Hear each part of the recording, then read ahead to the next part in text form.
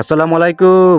অনেক মাছ চাষি ভাইয়েরা পুকুরে প্রাকৃতিক খাবার তৈরি করার নিয়ম জানতে চাইছিলেন। আমার এই ভিডিওতে আস্তে আস্তে সম্পূর্ণ প্রসেসটা তুলে ধরার চেষ্টা করব ইনশাল্লাহ। আশা করি আপনারা আমার সাথেই থাকবেন। পুকুরে প্রাকৃতিক খাবার তৈরি করার জন্য কয়েকটা পদ্ধতি আছে।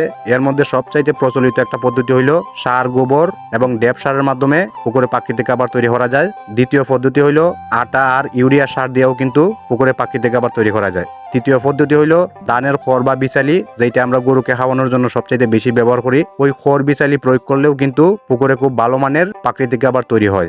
আমি আজকে প্রথম যে পদ্ধতি সার, গোবর এবং ড্যাপ সার, এইটা নিয়ে বিস্তারিত আলাপ করার চেষ্টা করব ইনশাল্লাহ। মূল ভিডিওতে যাওয়ার আগে একটা কথা আমি ক্লিয়ার ভাবে বলে দিই, আমি কোনো ডাক্তার না, কোনো গবেষকও না, শুধুমাত্র বাস্তবতা থেকে অর্জিত নিজের অভিজ্ঞতাটুকু আপনাদের সাথে শেয়ার করব।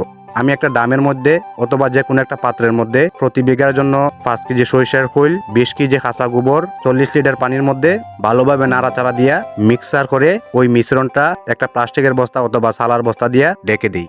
5 থেকে 7 দিন পর প্রতি বিঘার জন্য 5 কেজি ড্যাপ সার ভালোভাবে গুলাইয়া ওই যে 5-7 দিন আগে খৈল গোবর ভিজায় রাখছিলাম, ওইদিকে ওই খৈল গোবরটা কিন্তু আস্তে আস্তে ফসতে শুরু করে। ওই ফসা খৈল গোবরের সাথে এই ড্যাপ সার ভালোভাবে মিশাইয়া পুরা পুকুরে ছিটাইয়া দিই। এখানে আরেকটা বিষয় হইলো, যদি গোবর না থাকে তাইলে গোবরের পরিবর্তে প্রতি বিঘার জন্য 3 কেজি ইউরিয়া সার এবং 1.5 কেজি লাল সার তাৎক্ষণিকভাবে খৈল এবং ড্যাপ সারের সাথে মিশাইয়া প্রয়োগ করলে মোটামুটি ভালো একটা রেজাল্ট পাওয়া যায়। 10 থেকে 15 দিন পর পর প্রতি মাসে 2 বার এই ডোজটা আমি আমার পুকুরে প্রয়োগ করি। আলহামদুলিল্লাহ, এতে করে আমার পুকুরে সবসময় পর্যাপ্ত পরিমাণ প্রাকৃতিক খাবার মজুদ থাকে, যার ফলে আমার মাছের গ্রোথ এবং বৃদ্ধি অন্যদের চাইতে তুলনামূলকভাবে অনেক বেশি পরিমাণে ভালো আসে। আর মাছের খাবার বাবদ যেই খরচটা করতে হয়, সেই খরচের পরিমাণটা 50%-এর মতো সেভ হয়ে যায়।